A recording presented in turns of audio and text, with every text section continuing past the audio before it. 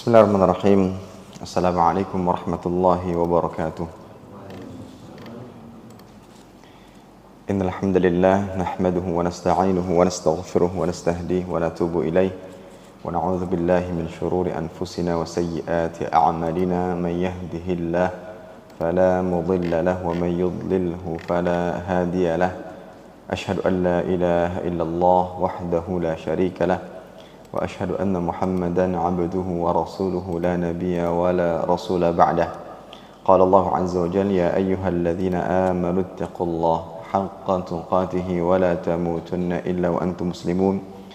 Ya ayyuhan nasu ittaqu rabbakumul ladzi khalaqakum min nafsin wahidah wa khalaqa minha zawjaha wa batha minhuma rijalan katsiran wa nisaa'a واتقوا الله الذي تساءلون به والأرحام إن الله كان عليكم رقيبا يا أيها الذين آمنوا اتقوا الله وقولوا قولا سديدا يصلح لكم أعمالكم ويغفر لكم ذنوبكم ومن يطع الله ورسوله فقد فاز فوزا عظيما أما بعد فإن أصدق الحديث كتاب الله وأحسن الهدي هدي محمد صلى الله عليه وسلم وشر الأمور محدثاتها فإن كل محدثات في الدين بدعة وكل بدعة ضلالة وكل ضلالة في النار عياذا بالله من النار.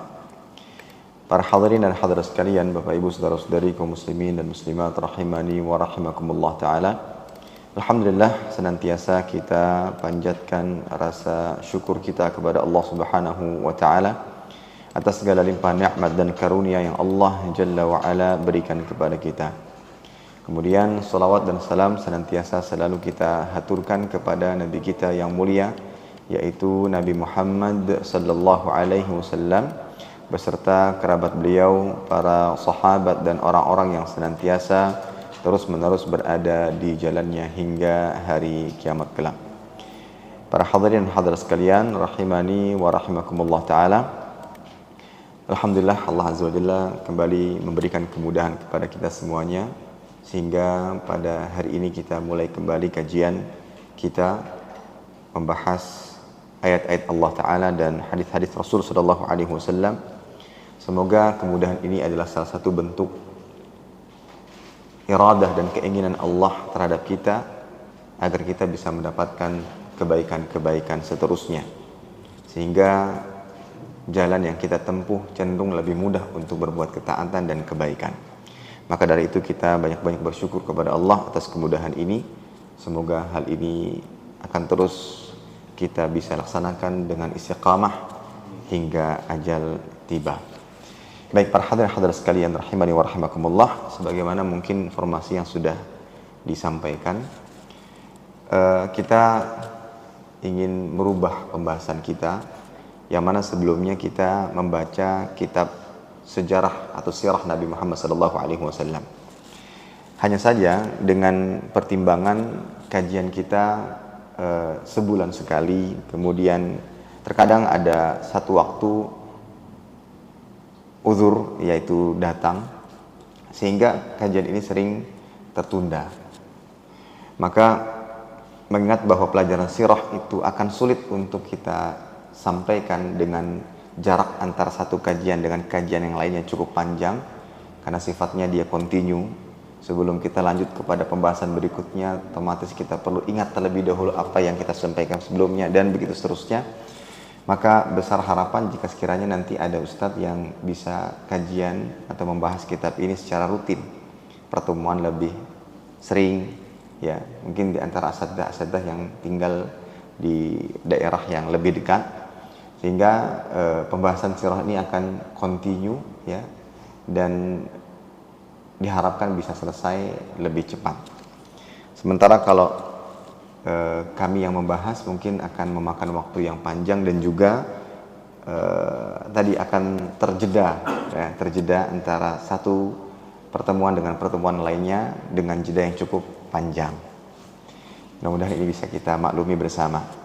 Dan adapun yang akan kita bahas insyaallah taala atas kemudahan Allah, kita ingin membahas tentang akhlak seorang muslim. Maka bisa kita sebut sebagai serial akhlak muslim. Nanti insya Allah Ta'ala setiap pertemuannya jika ada kemudahan kita ingin mengambil contoh-contoh akhlak seorang muslim yang harus ia miliki dan harus ia amalkan dalam kehidupan sehari-hari. Sehingga antara satu pertemuan dengan pertemuan berikutnya kita memiliki judul-judul yang berbeda. Semisal tentang ikhlas, dan itu bagian daripada akhlak kepada Allah Ta'ala. Bagaimana juga nanti akhlak kepada Rasul Sallallahu Alaihi Wasallam. Jadi setiap pertemuan ada judul dan pembahasan yang baru, dan semuanya masuk dalam cakupan akhlak seorang muslim. Sehingga meskipun dengan jeda 1 bulan atau bahkan 2 bulan, insya Allah tidak menggantung pembahasannya, karena setiap pertemuan akan ada pembahasan yang baru, ya. Tapi semuanya masuk dalam cakupan akhlak seorang muslim. Nah, insya Allah kitab ini atau pembahasan ini yang akan kita sampaikan setiap pertemuannya. Nah, pembahasan ini kita ambil dari kitab namanya Mawsu'atul Akhlaq Islamiyah. Mawsu'atul Akhlaq Al-Islamiyah, yang mana kitab ini ditulis oleh Syekh Abu Muhammad Sa'ad bin Yusuf bin Mahmud Abu Aziz hafizahullah ta'ala. Beliau ini ulama Mesir. Beliau adalah ulama Mesir yang mana dikenal dengan ilmu yang luar biasa, ya, di kalangan para ulama salaf, ya. Beliau termasuk ulama mutaakhirin, ya, yang mana banyak mengambil manfaat dari kitab-kitab Syekhul Islam Ibnu Taimiyah dan Ibnu Qayyim, muridnya. Dan beliau juga sempat belajar atau bertemu dengan guru-guru besar, di antaranya Syekh Utsaimin, ya, dan juga Syekh Al-Luhaidan, dan banyak terpengaruh dengan ilmu yang dibawakan oleh Syekh Muhammad Sa'id Ruslan, ya. Dan banyak juga beliau mengambil faedah-faedah dari Syekh bin Baz, Syekh Albani, Syekh Shalih Fauzan hafizahullah ta'ala, dan termasuk yang dikenal dengan ulama atau seorang alim, guru yang memiliki akidah al-sunnah wal jamaah dan sangat menentang perbuatan bid'ah dan hizbiyah. Nah, ini sedikit tentang beliau. Beliau mulai berdakwah dari sejak usia 19 tahun sampai sekarang. Sangat besar peran beliau di dalam menghidupkan sunnah, memberantas kebid'ahan, dan juga meluruskan akidah masyarakat kaum muslimin. Banyak karya-karya beliau, di antaranya kitab yang ingin kita jadikan sumber di dalam membahas seputar akhlak Islam. Jadi Mawsu'atul Akhlaq Islamiyah kalau diterjemahkan itu ensiklopedi akhlak Islam. Ensiklopedi akhlak Islam. Yang luar biasanya, beliau menulis kitab ini hingga mencapai atau hingga didapati kitab ini sebanyak 3 jilid. Dan setiap jilidnya sekitar 500 sekian halaman, ya, 500 sekian halaman. Memang kalau kita lihat daftar isi yang ada, luar biasa, pembahasannya sangat luas, contoh-contohnya sangat banyak, sehingga tergambar oleh kita bagaimana seorang muslim yang baik, bagaimana dia berakhlak, bagaimana dia bermuamalah baik kepada sang pencipta ataupun kepada yang diciptakan olehnya, yaitu makhluk-makhluknya, ya. Maka ini bisa dijadikan sebagai acuan dan rujukan kita agar kita bisa hidup lebih baik lagi dan menemukan keadaan yang lebih baik. Baik, para hadirin sekalian rahimani wa rahimakumullah, kita awali dengan muqaddimah pembahasan kali ini tentang urgensi belajar akhlak Islam. Kenapa kita perlu belajar tentang akhlak? Bukankah akhlak itu nantinya bisa kita dapatkan dengan muamalah atau interaksi antar sesama manusia?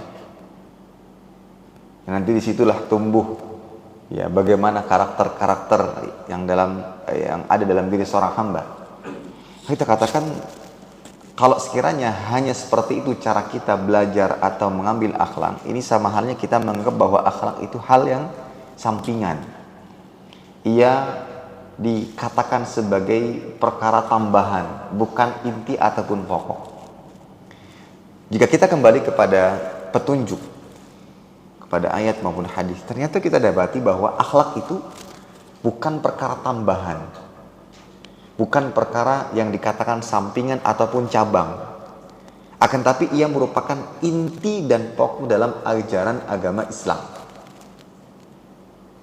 Ini menunjukkan urgensinya akhlak mulia, urgensinya kita sebagai muslim belajar tentang akhlak mulia. Ketika seorang hamba belajar tentang akhlak mulia, sama dengan ia belajar tentang agamanya. Apa dalilnya? Hadis yang sudah kita ketahui dan kita fahami bersama, diriwayatkan Imam Ahmad, Rasulullah sallallahu alaihi wasallam sabda, "Innama bu'itsu liutammima makarimal akhlak." Atau dalam riwayat lainnya, salihal akhlak. Sesungguhnya aku diutus hanya untuk menyempurnakan akhlak yang mulia. Nah, kita dapati dalam hadis ini bahwa misi utama kerasulan adalah untuk menyempurnakan akhlak. Jadi seluruh ajaran Islam, ya, baik akidah, ibadah, muamalah, itu bermuara pada pembentukan akhlak yang benar. Kita belajar tentang akidah, kita belajar tentang bagaimana cara beribadah, kita bagaimana cara bermuamalah dengan baik. Itu nanti ujungnya adalah pembentukan akhlak yang benar dalam diri seorang muslim. Sehingga dia bukan perkara cabang, tambahan, akan tapi dia adalah inti dan pokok dalam ajaran agama Islam. Ini yang harus kita tanamkan baik-baik dalam diri kita ketika kita berbicara tentang akhlak mulia. Ya. Jadi akhlak mulia tidak dikatakan sebagai tambahan saja, tapi dia merupakan inti. Sehingga ketika kita belajar tentang akhlak sama dengan belajar tentang agama. Terlebih lagi, akhlak adalah buah dari iman dan ibadah. Kita seorang mukmin, kita beribadah kepada Allah. Yang menentukan baik tidaknya iman kita, berhasil tidaknya ibadah kita adalah akhlak. Jika sekiranya seorang hamba mengaku mukmin, mengaku telah beribadah dengan baik, namun tidak mencerminkan akhlak yang mulia, itu menandakan bahwa iman dan ibadahnya tidak sempurna. Kita berikan contoh. Allah Ta'ala mengatakan dalam surat Al-Ankabut ayat 45. Allah berfirman, "Innas salata tanha 'anil fahsya'i wal munkar." Sesungguhnya salat itu akan mencegah dari perbuatan keji dan mungkar. Salat ibadah. Ternyata hasil daripada ibadah ini membuat hamba tidak berbuat keji dan tidak berbuat mungkar, dan itu bagian daripada akhlak. Orang yang berakhlak mulia, dia tidak berbuat fahisyah, keji, dan tidak pula berbuat kemungkaran. Maka tatkala akhlaknya baik, itu menandakan bahwa ibadahnya baik, dan kebalikannya, kalau akhlaknya buruk, oh berarti ada yang bermasalah dalam ibadahnya atau pada keimanannya. Maka akhlak bukan sampingan, bukan tambahan, tapi dia merupakan perkara pokok dan inti. Contoh lain dalam surat Al-Baqarah ayat 183 tentang puasa. Ya ayyuhalladzina amanu kutiba alaikumusiyam kama kutiba 'alal ladzina min qablikum la'allakum tattaqun. Wahai orang-orang beriman, diwajibkan atas kalian puasa sebagaimana umat sebelum kalian, la'allakum tattaqun, agar kalian bertakwa. Takwa akan tampak dalam akhlak. Orang yang berpuasa dengan baik, dengan benar, itu akan melahirkan ketakwaan yang nantinya akan tampak pada apa?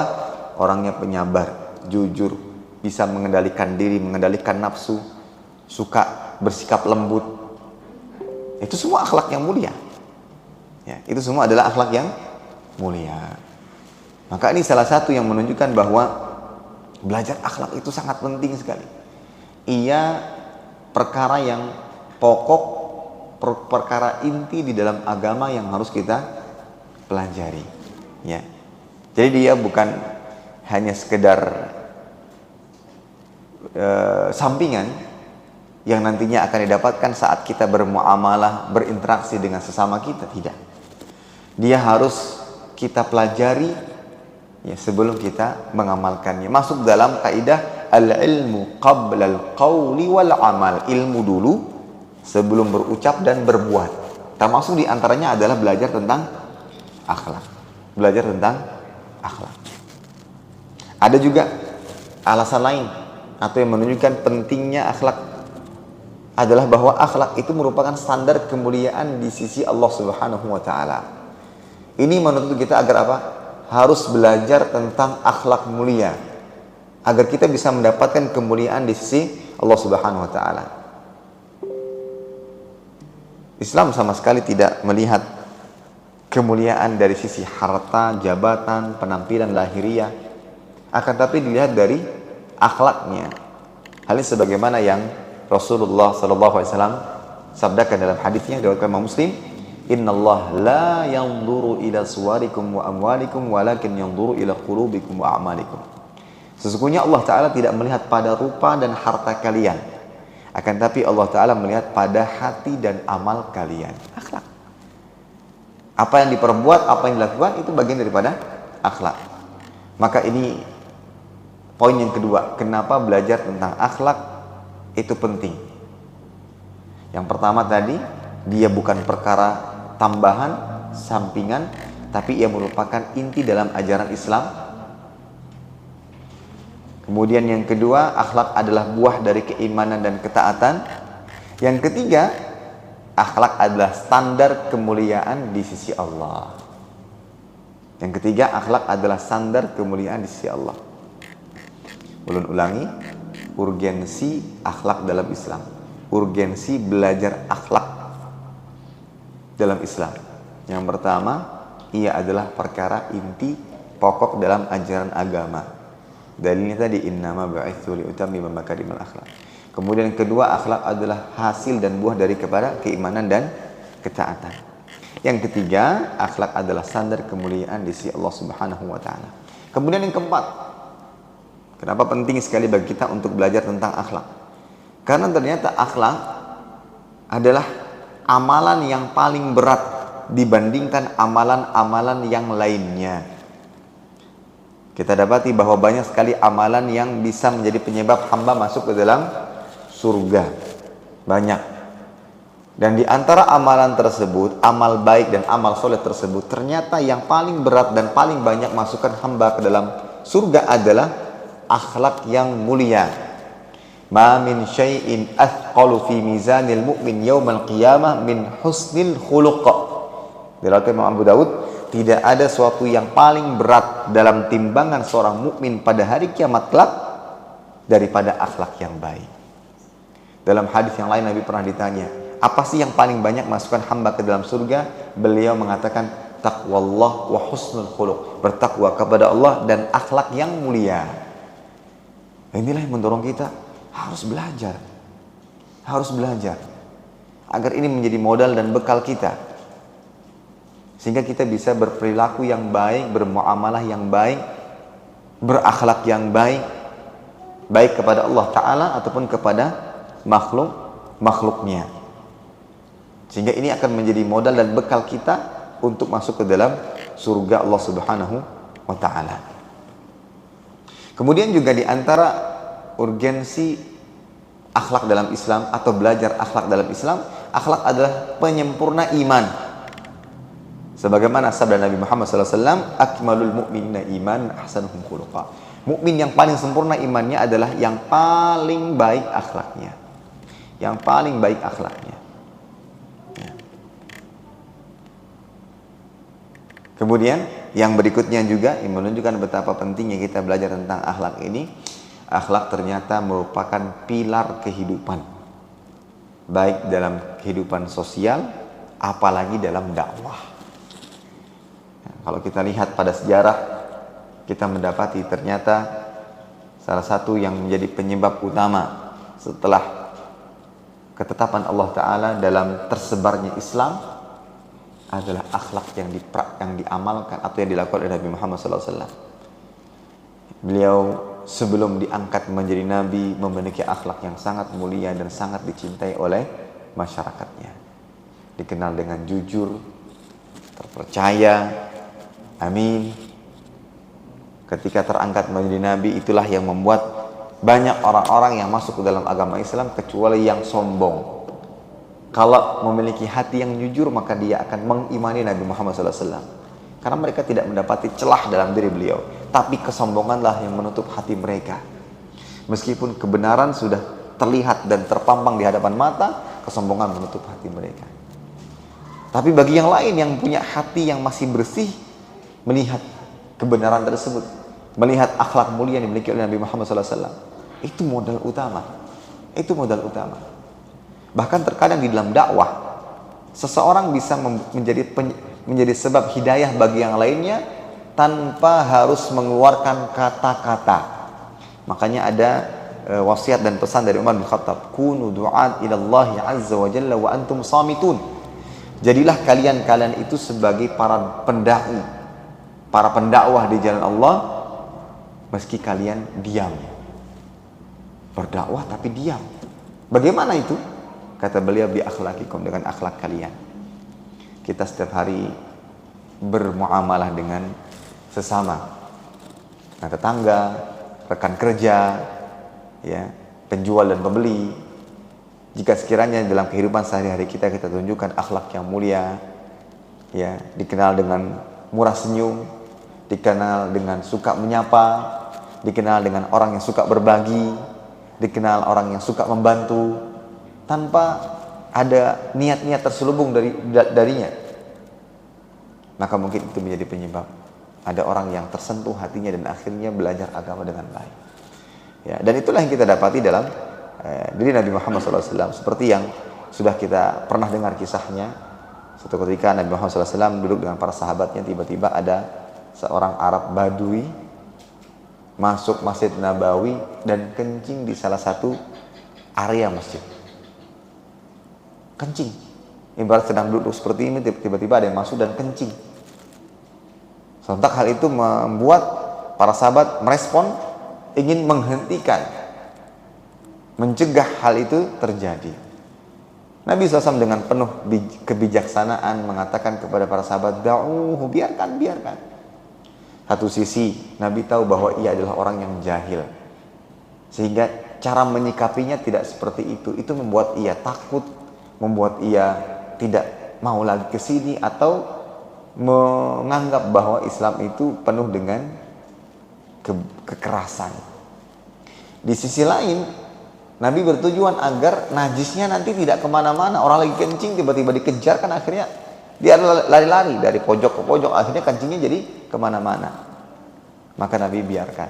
Nabi katakan da'u. Kemudian Nabi perintahkan sahabatnya untuk mengambil air seember dan menyiramnya. Di situ kemudian Nabi SAW memanggilnya dan memberikan nasihat kepadanya bahwasanya masjid ditujukan untuk ibadah, untuk demikian.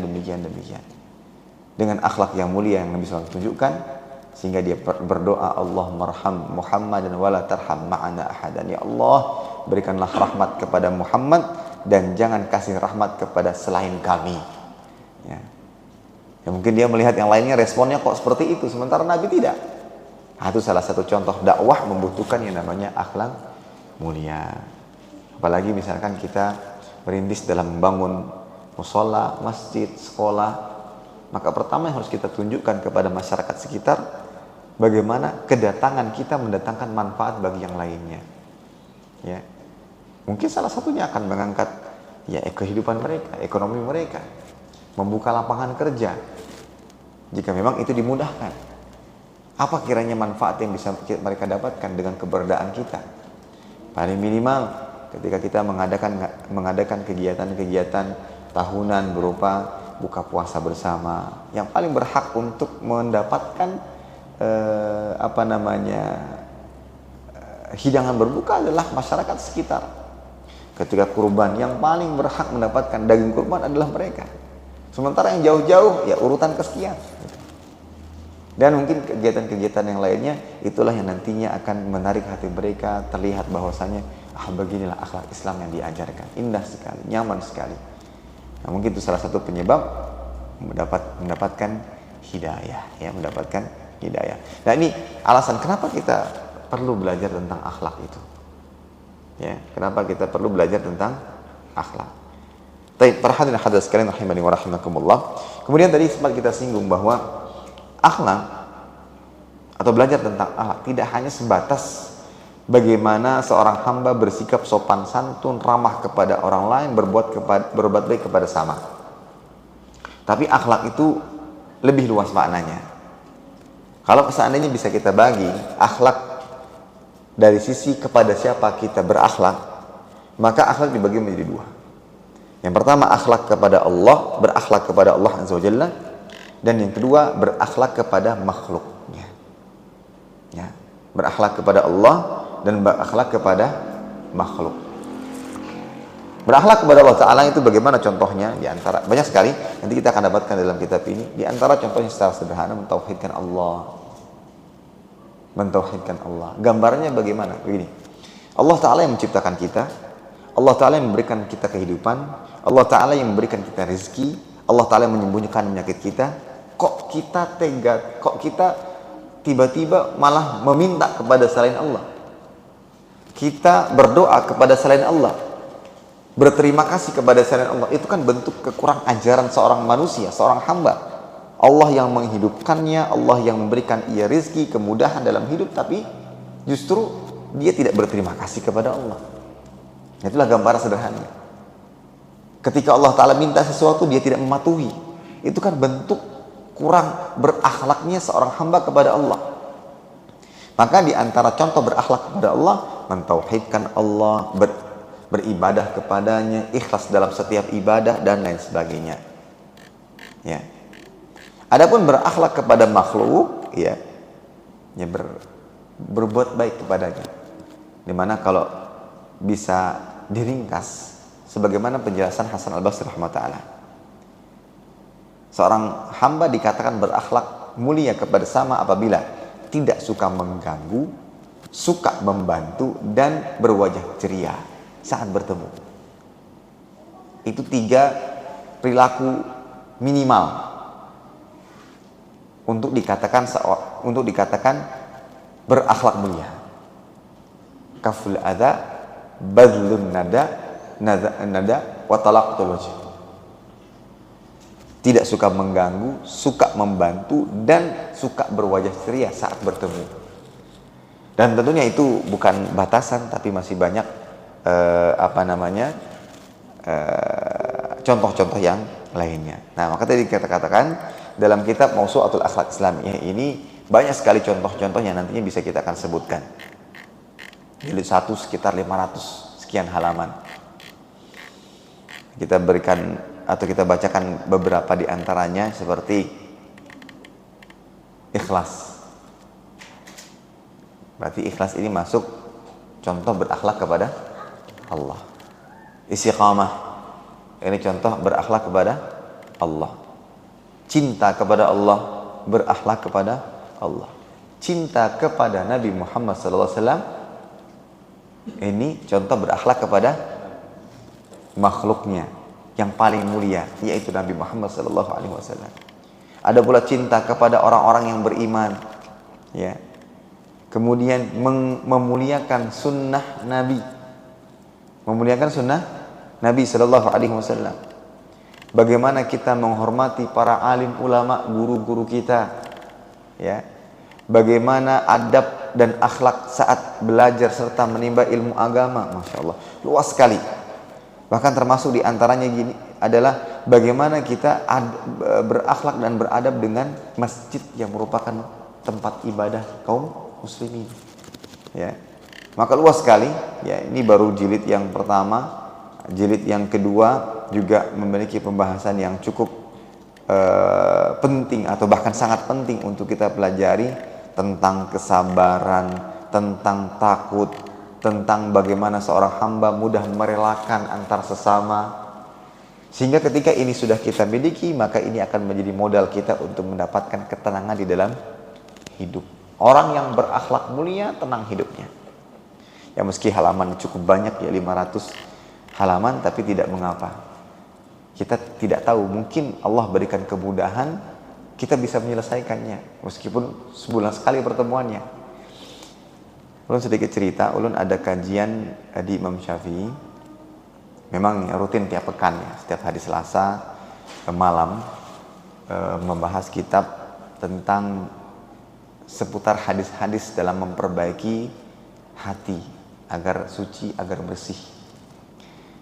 Alhamdulillah tanggal Selasa kemarin kita berhasil menyelesaikan pembahasan kitab itu.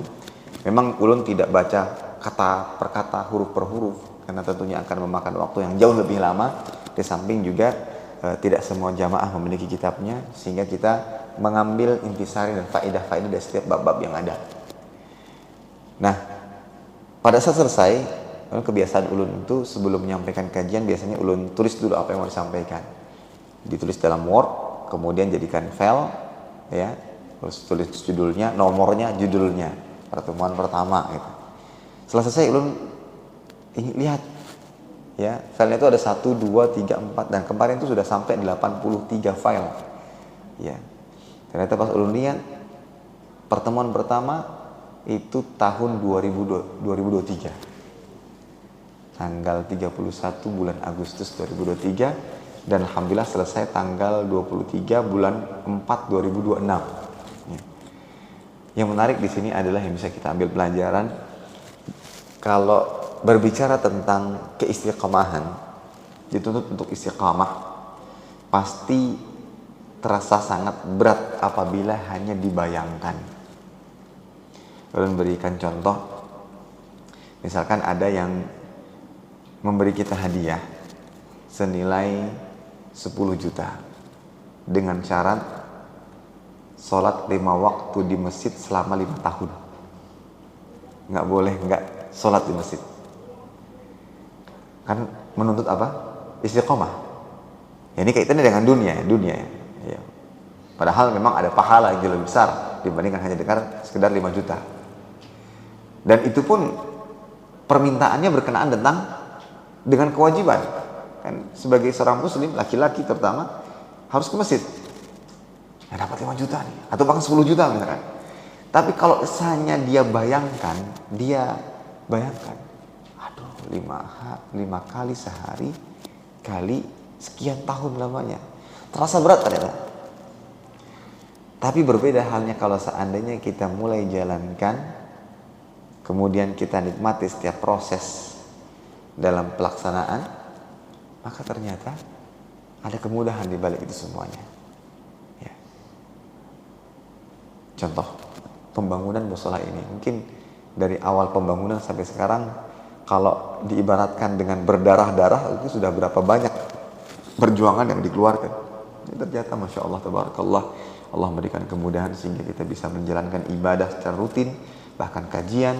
Ya, semoga ini akan menjadi amal jariah bagi yang mendirikan dan menjadi wadah untuk pejuang-pejuang Islam di masa-masa yang akan datang setelah kita tiada. Ya, setelah kita tidak tahu. Mungkin dari musola menjadi masjid, menjadi pusat pendidikan Islam di daerah ini, siapa tahu. Wallahu a'lam. Nah, maka dalam menjalaninya kita tinggal berusaha untuk menikmati dan berpikir lebih jauh daripada hanya sekedar untuk keuntungan duniawi. Ya, ini berpikir untuk menjadi bekal, mencari pahala, mencari ganjaran surga dari apa yang kita lakukan saat ini. Maka di saat kita menikmati setiap proses dalam menjalankan ketaatan, maka ada kemudahan di dalamnya. Salah seorang sahabat pernah bertanya kepada Nabi Muhammad SAW tentang amalan yang bisa memasukkan ke dalam surga. Apa jawab Nabi Muhammad SAW? Laqad sa'alta an azim. Engkau ini bertanya tentang perkara yang sangat besar. Maka setelahnya Nabi katakan, wa innahu layasirun ala man yassarallahu alaihi. Namun Allah Ta'ala akan berikan kemudahan bagi siapa yang Allah mudahkan. Maka kita nikmati prosesnya, ya, belajar, menimba ilmu agama. Alhamdulillah, ya, ada beberapa kajian-kajian bisa terlaksana di musola ini dengan kemudahan dari Allah. Kita nikmati, ya. Di samping juga kita berpikir bahwa para asatidzah terutama di luar daerah tidak selamanya akan bisa mengisi. Maka kita sudah berpikir harus ada penerus nantinya dari orang-orang yang tinggal di daerah sini, sehingga kajian akan lebih rutin, manfaat bisa didapatkan lebih banyak lagi. Maka itulah bentuk perjuangan kita, ya. Kalau bukan kita lantas siapa? Semoga Allah Ta'ala berikan kemudahan dan taufik di dalam memperjuangkan agama ini. Baik, itu para hadirin sekalian. Kita langsung masuk di dalam pembahasan tentang definisi dan pengertian akhlak, ya. Tentunya ini poin dasar sekali sebelum kita membahas apa sih contoh-contoh akhlak yang harus kita miliki dan kita pelajari dalam hidup. Baik, berbicara tentang akhlak, apa itu akhlak? Para ulama menjelaskan akhlak dengan artian tabi'ah allati khuliqa 'alaiha al-insan. Akhlak itu diartikan dengan tabiat, karakter, di mana seorang manusia diciptakan memilikinya, ya. Nah, kalau berbicara tentang tabiat, antara satu dengan yang lainnya punya tabiat dan karakter yang berbeda-beda, ya. Karakter dan tabiat yang berbeda-beda.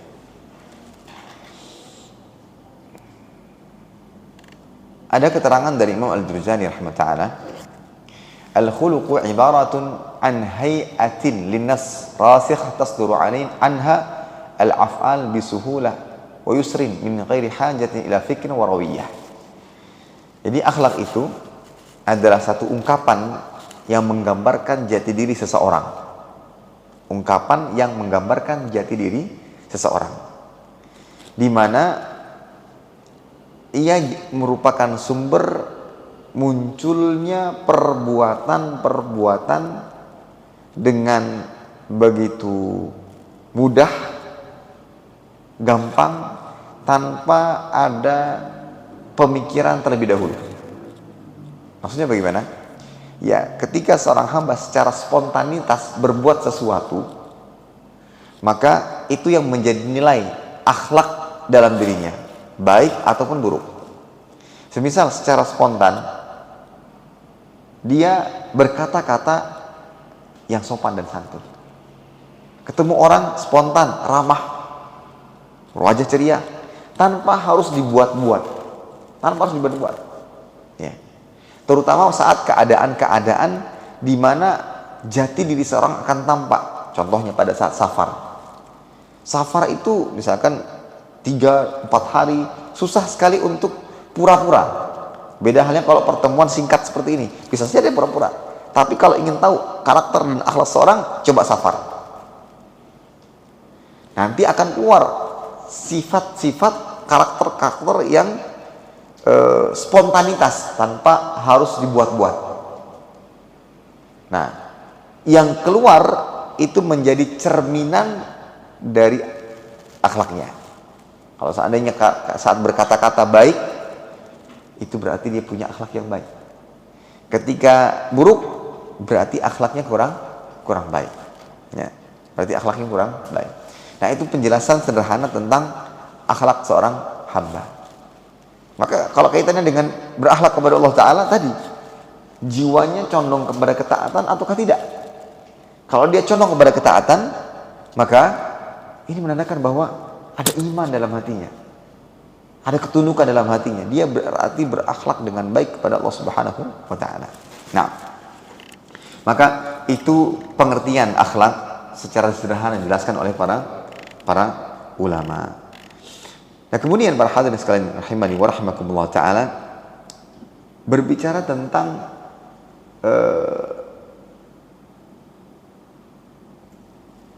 akhlak dari sisi asal muasalnya. Berbicara tentang akhlak dari sisi asal muasalnya, maka dibagi menjadi dua. Ada akhlak yang didapatkan dan diperoleh berdasarkan penciptaan Allah, dan ada akhlak serta adab yang didapatkan dengan melatih diri. Tadi kita katakan bahwa akhlak itu tabiat manusia yang keluar secara spontanitas tanpa ada pemikiran sebelumnya. Di antara manusia ada yang memang secara tabiat kurang baik. Ya, mungkin banyak faktor ya. Banyak faktor. sejak lahir bawaan dari orang tua.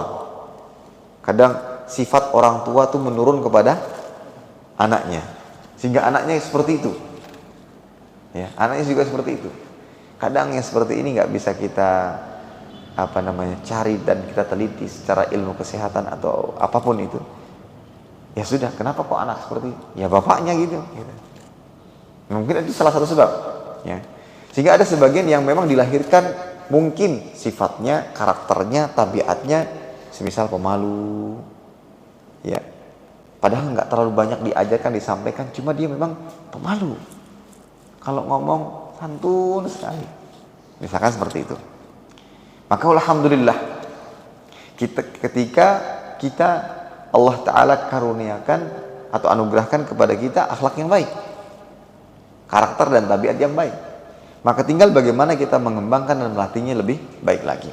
Namun ada sebagian manusia yang ditakdirkan memiliki karakter yang kurang baik. Dari kecil sudah kelihatan. Dari kecil sudah kelihatan. Ya. Nah, apakah kemudian ini sudah nggak baik dan seterusnya akan tidak baik? Enggak. Maka yang seperti ini bisa dilatih dan dicari bagaimana anak ini kedepannya bisa berakhlak baik. Maka ada istilah akhlak muktasabah, akhlak baik yang didapatkan dan diperoleh dengan melalui proses. Kadang ada anak-anak dari kecil aktifnya atau bahkan dikatakan hiperaktif. Ya. Misal, mohon maaf sekiranya memang ada sebagian putra-putri kita yang demikian. Tapi ini tidak bisa kita biarkan dengan alasan nggak apa-apalah Ustadz, kan juga masih kecil. Oh tidak, nggak bisa. Karena khawatirnya dia akan menganggap bahwa ini benar dan dimaklumi. Contoh, ada makanan terhidang di atas meja tamu. Kita datang bertamu, belum mendapatkan izin, belum mendapatkan apa-apa, tiba-tiba comot sana, comot sini, comot sana, belum mendapatkan izin. Atau bahkan terkadang ada di makanan itu masih ada di tangan sang tuan rumah, tiba-tiba karena saking nggak bisa menahan nafsunya, tiba-tiba comot. Khawatirnya ketika kita biarkan, apalagi itu jadi bahan kayak tawaan, hahaha, nggak apa-apalah Pak, biarkanlah juga anak-anak. Akhirnya dia tertanam dalam dirinya, oh jadi seperti ini tuh nggak apa-apa. Oh ini ternyata lucu. Ya, ternyata ini lucu. Semisal ada anak jatuh, kita ketawa, ya, oh tertanam. Oh kalau ada yang jatuh, itu lucu. Maka mungkin ke hari besoknya dia menjadi penyebab anak yang lainnya terjatuh. Dia dorong, habis itu dia ketawai. Karena tersimpan dalam memorinya apa? Kalau ada orang jatuh itu lucu. Gitu. Ada sebagian anak seperti itu. Itu tergantung bagaimana respon kita. Ya. Maka harus kita ajarkan. Ketika mau ngambil, ini punya Om ya. Kamu mau? Iya mau. Kalau gitu minta izin dulu. Nggak boleh langsung ambil. Ayo minta dulu. Om, izin boleh nggak saya makan makanan itu? Boleh. Coba, ini ada beberapa rasa, kamu mau yang mana? Jangan langsung ambil semuanya. Ya, kita mengajarkan dia untuk ya sudah memilih untuk menahan nafsu, ambil salah satunya. Dan contoh-contoh yang semisalnya. Itu sudah bagian daripada melatih. Ini anak agak hiperaktif. Ini anak sangat aktif misalkan. Ya. Maka harus kita ajarkan sabar, harus kita ajarkan bisa menahan diri. Bahkan ada anak itu kalau masuk rumah, pernah ada tamu atau itu di rumah, itu bisa masuk kamar. Ya, bisa masuk kamar. Kita tidak mengatakan itu tercela pada saat itu. Sangat dimaklumi sebagai orang dewasa yang namanya juga anak-anak. Tapi kalau kita biarkan, itulah yang menjadi keliruan. Kelirunya pada siapa? Pada kita. Jangan sampai itu akan terus bertahan dan akhirnya tersave dalam memorinya bahwa ini perbuatan yang dimaklumi. Masuk tanpa izin. Nah, disitulah ini penting sekali bahwa akhlak itu ada yang memang ya seperti itu dari asalnya, sehingga ketika kita mendapati diri kita, keluarga kita, anak-anak kita seperti itu, maka bersyukurlah. Tapi ada yang memang harus berjuang. Ya, ada cerita teman, ada ustadz, anak ulun, semuanya aktifnya luar biasa. Kalau sudah di rumah itu luar biasa. Nanti ada aja ulah sang kakak, ada aja ulah sang adik. Ya. Dan kalau sudah bertamu dengan di rumah orang, Ustaz, aduh. Gitu. Nah, bukan berarti buruk sekali perilakunya. Nah, kita nggak boleh menyikapi seperti itu, tapi lebih kepada bagaimana kita ikut serta bersama orang tua dalam mendidiknya. Ya. Kita tidak mencela bapaknya, nggak mencela ibunya, nggak mencela anaknya, tapi kita juga turut membantu. Misalkan nanti ada datang ke rumah dan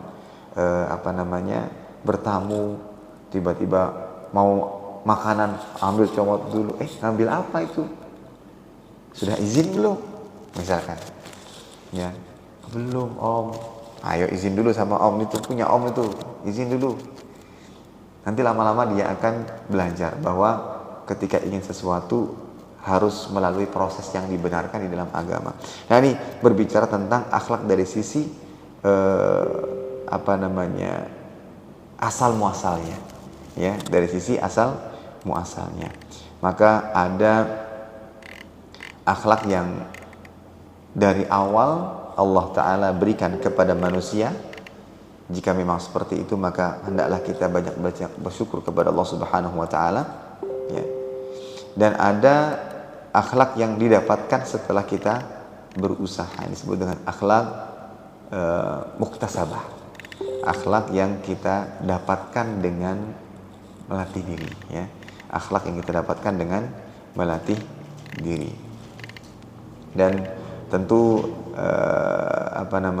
ini perlu perjuangan, perlu kesabaran, ya. Mungkin selagi masih kecil ya agak susah dan kerepotan orang tuanya, tapi suatu saat dia akan sadar bahwa berakhlak mulia itu adalah modal ataupun bekal untuk mendapatkan kebaikan-kebaikan di masa yang akan datang. Di satu sisi itu adalah norma-norma kehidupan yang tidak bisa lepas. Kalau kita ingin dipergauli dengan baik, maka modal utamanya adalah akhlak mulia. Di sisi lain, itu adalah bagian daripada ibadah, ya, kepada Allah Subhanahu wa Ta'ala. Banyak sekali dalil-dalil yang menunjukkan hal demikian, bahwa berakhlak mulia adalah bagian daripada ibadah kepada Allah Subhanahu wa Ta'ala. Hadis-hadis tadi merupakan dalil, ya, seperti athqalu syai'in fi mizanil mu'min, ya, amalan yang paling berat timbangannya dalam diri seorang mukmin adalah akhlak yang mulia.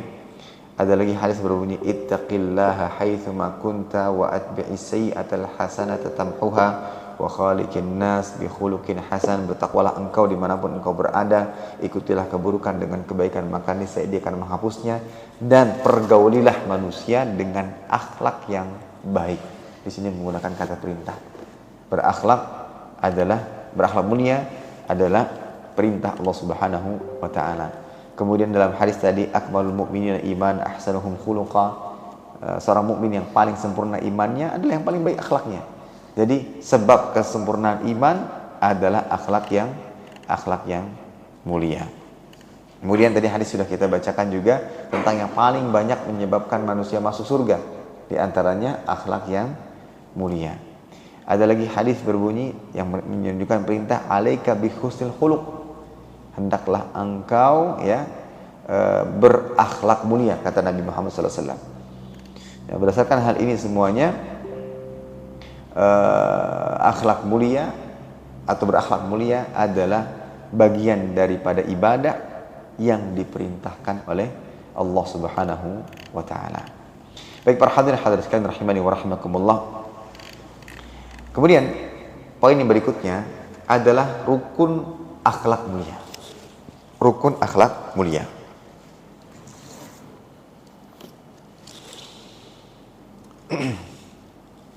Ada penjelasan dari Imam Ibnu Qayyim rahimahullah ta'ala tentang rukun-rukun akhlak mulia. Beliau mengatakan, husnul khuluq yaqumu ala arba'ati arkan la yatasawwar qiyamu saqihi illa 'alaiha. Jadi akhlak yang mulia itu memiliki 4 rukun, ya, yang mana tidak akan didapatkan seseorang berakhlak mulia kecuali dengan keempatnya. Dan keempat itu yang pertama adalah as-sabru, kesabaran. Yahmiluhu 'alal ihtimal wa kadhmil ghaidhi wa kafil adza. Yang mana kesabaran ini akan membuatnya mampu menahan amarah, mampu menahan diri dari mengganggu, ya, dan hal yang semisalnya. Sabar. Ini rukunnya. Kalau ingin berakhlak mulia, maka di antara rukunnya adalah kesabaran. Kemudian al-iffah, yang kedua adalah al-iffah. Al-iffah itu bisa diartikan dengan menjaga diri, ya.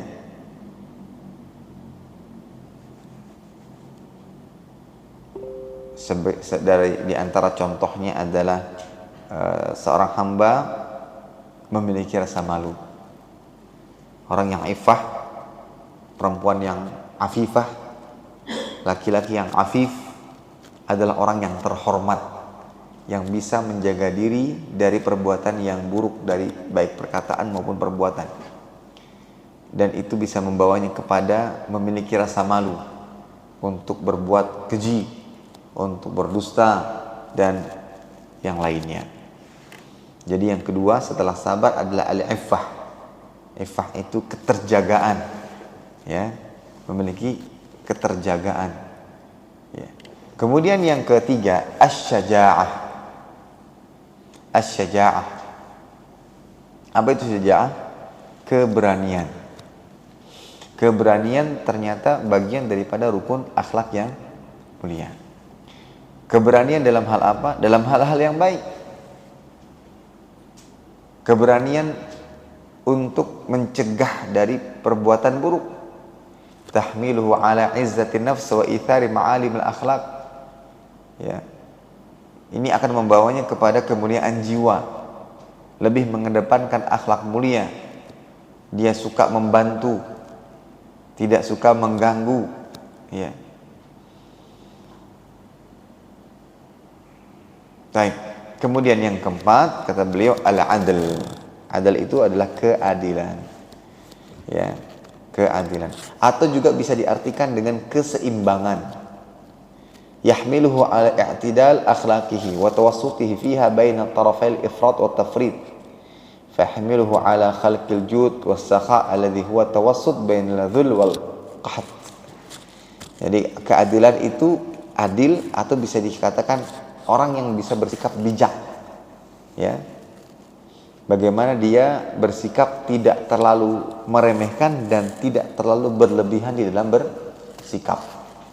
Nah, inilah keempat rukun dalam berakhlak mulia. Sabar, memiliki sikap iffah, kemudian memiliki syaja'ah, keberanian, dan yang ketiga, yang keempat, yaitu memiliki sikap yang adil, ya. Memiliki sikap yang adil. Baik, wallahu ta'ala bishawab. Mungkin itu dulu yang bisa kita sampaikan, ya. Itu yang bisa kita sampaikan. Insyaallah nanti kita akan lanjutkan pada pertemuan berikutnya. Kita langsung masuk kepada salah satu contoh daripada akhlak yang mulia, yang mana di antara akhlak mulia adalah akhlak mulia kepada Allah, yang salah satunya adalah keikhlasan. Kita akan bahas tentang masalah keikhlasan yang merupakan bagian daripada akhlak mulia kepada Allah Subhanahu wa ta'ala. Poin-poin diantaranya adalah pengertian tentang ikhlas, kemudian hakikat keikhlasan itu bagaimana, ya. Kemudian keutamaan atau beramal dengan keikhlasan itu bagaimana hukumnya, buah daripada keikhlasan dalam beramal itu apa saja, ya. Dan seterusnya. Ini penting harus kita pelajari. Berbicara tentang ilmu akhlak itu bukan hanya sekedar ilmu yang kita katakan sebagai ilmu yang sudah pernah dipelajari sebelumnya. Ketika ditanya pernah nggak belajar akhlak, oh sudah. Ini ilmu akhlak itu bukan ilmu yang cukup dipelajari sekali ataupun 2 kali di masa-masa lampau. Tetapi bagaimana akhlak itu dituntut untuk senantiasa hidup dalam diri kita. Salah satunya adalah dengan terus mengamalkannya dan tetap mempelajarinya dalam hidup. Entah dengan pembahasan yang kitab yang sama ataupun kitab yang berbeda. Jadi harus kita terus pelajari, kita ulang-ulang kembali, apalagi berbicara tentang amalan-amalan yang seringkali dilupakan, seringkali diabaikan. Nah, mudah-mudahan kita diberikan keistiqomahan di dalam mempelajarinya. Insyaallah tema berikutnya nanti tentang keikhlasan ya.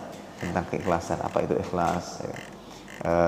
Dari dasar sampai kepada hal-hal yang penting untuk kita baca. Wallahu alam, demikian bisa kita sampaikan. Mungkin sebelum tutup jika ada pertanyaan kita persilahkan.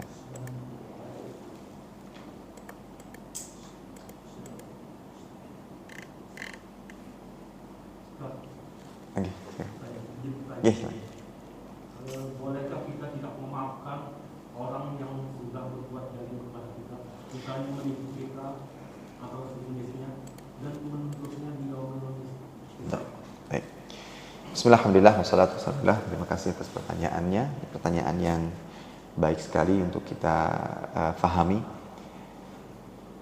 Dalam sebuah hadis disebutkan, "Man kanat lahu madlamatun li akhihi min 'irdihi aw min syai' falyatahallalhu minhu al-yawm qabla an la yakuna lahu dinar wala dirham." Barang siapa yang punya kezaliman kepada saudaranya, maka hendaklah dia minta halal saat ini. Ya, entah itu karena sebab kehormatan, harta ataupun yang lainnya. Maka hendaklah dia minta kehalalan saat ini. Qabla alla yakuna lahu dinar wal dirham. Sebelum datang hari di mana dinar dan dirham tidak lagi bermanfaat, yaitu pada hari kiamat.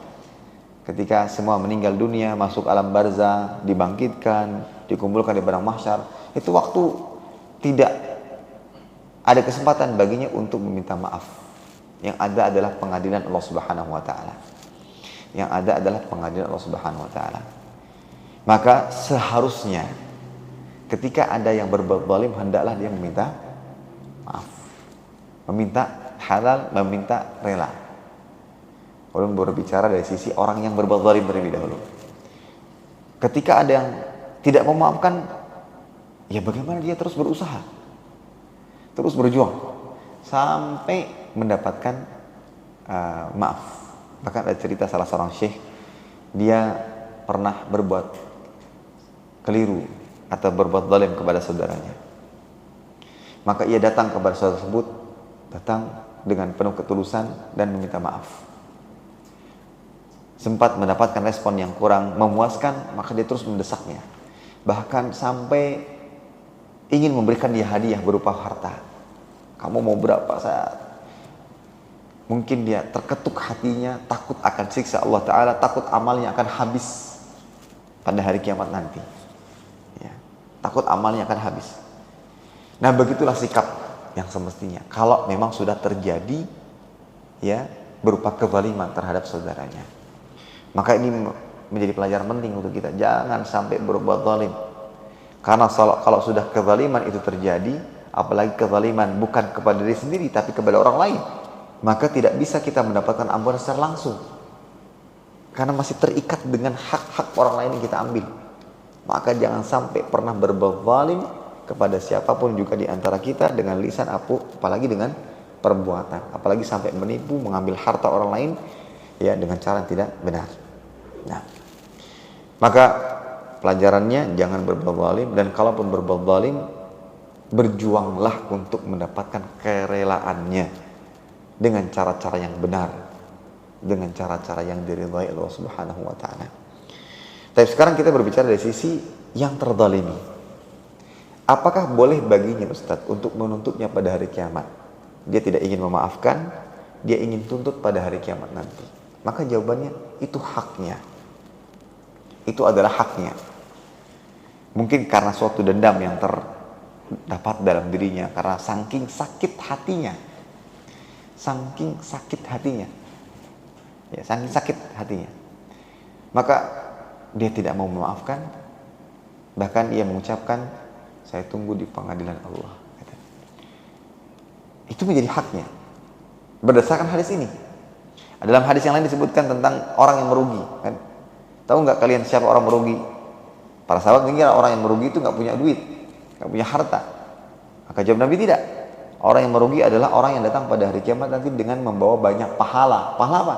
Sholat, puasa, zakat, haji. Dalam arti mereka mendapatkan ganjar pahala atas ibadah mereka. Sholatnya diterima, dapat pahala. Puasanya diterima, dapat pahala. Tapi di samping itu mencela, menyakiti, memukul, ya menipu. Akhirnya apa? Pahala-pahala itu diambil. Dia capek-capek ibadah, tapi orang lain yang menikmati pahalanya. Nah, Ustaz, saya ingin itu. Boleh apa enggak? Itu hak. Ya, itu adalah haknya. Tapi nasihat para ulama, ketika memang yang diinginkan adalah pahala, ya, yang diinginkan adalah pahala, kan dia inginnya pahalanya yang menjadi pemberat timbangannya pada hari kiamat nanti. Ketika yang diinginkan adalah pahala, memaafkan pahalanya jauh lebih besar dibandingkan mendapatkan apa?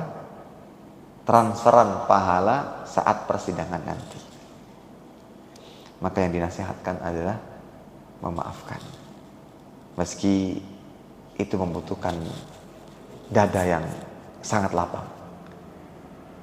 Apalagi ini kan dalam urusan dunia, tipu menipu. Nabi Muhammad SAW, pamannya dibunuh. Sang pembunuh masuk Islam. Maka Nabi SAW mengatakan, saya maafkan, tapi saya tidak mau bertemu. Itu menandakan bahwa kadang memaafkan tidak selalu harus sampai bisa menerima. Dan itu dimaklumi secara agama. Dengan keterbatasan sebagai manusia, dia memaafkan. Cuma mohon maaf, saya susah untuk bertemu kembali. Mungkin lebih baik kita masing-masing, karena susah untuk mengembalikan rasa sakit ini. Tapi saya maafkan. Sudah, saya tidak ingin lagi mengingat-ingat masa lalu. Yang terjadi sudahlah terjadi, ya. Tapi untuk kita bisa kembali seperti dahulu, sering menyapa, berteman sebagaimana biasa, mohon maaf, sepertinya berat bagi hati ini. Justru yang ada adalah saya teringat kembali apa yang sudah terjadi. Maka jika memang seperti itu tidak mengapa. Tapi kita sudah merelakan, memaafkan apa yang terjadi sebelumnya. Cuma kada hendak bertemu lagi. Boleh nggak seperti itu? Boleh. Ya, boleh seperti itu, boleh. Ya, akhi, insya Allah ulun berusaha dengan segala macam keterbatasan ulun memaafkan. Lihat, yang terjadi sudah terjadi, toh juga nggak bisa kita kembalikan. Ya, tapi mohon maaf, mungkin keadaan tidak akan pernah sama. Mungkin ini pertemuan terakhir kita. Ulun berharap kedepannya mungkin tidak perlu pian menyapa. Ya, kalaupun terjadi, ulun akan membalas sapaan pian dengan ala kadarnya. Tapi ulun berusaha untuk terus ya melatih hati ini agar kuat. Ya. Tapi dia sudah memaafkan. Ya, dia sudah memaafkan atas apa yang sudah dilakukan. Dan ketika dia berjuang di sana memaafkan, dia berjuang untuk merelakan, itu ada pahalanya. Pahala sudah memaafkan, pahala perjuangan hati, dan itu sangat berat. Dan itu sangat berat. Ada pahalanya. Maka kalau nasihat para ulama, kalau memang keinginannya adalah dapatkan pahala, maka memaafkan itu lebih baik. Pahalanya jauh lebih banyak dibandingkan transferan pahala yang didapatkan saat pengadilan Allah Subhanahu wa taala. Ini seperti itu Pak.